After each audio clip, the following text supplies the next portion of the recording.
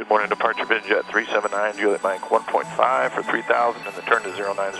379 Juliet Mike, turn right heading 140. Right turn 140, Juliet Mike. 379 Juliet Mike, turn right heading 180.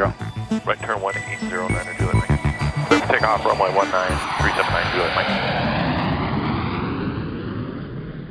In this video, we show you the engine start process as well as a takeoff with an SF50 Vision jet made by Cirrus Aircraft. Video footage was provided by Matt Waddell at the Newnan-Coweta County Airport. Thank you very much, Matt, for the footage.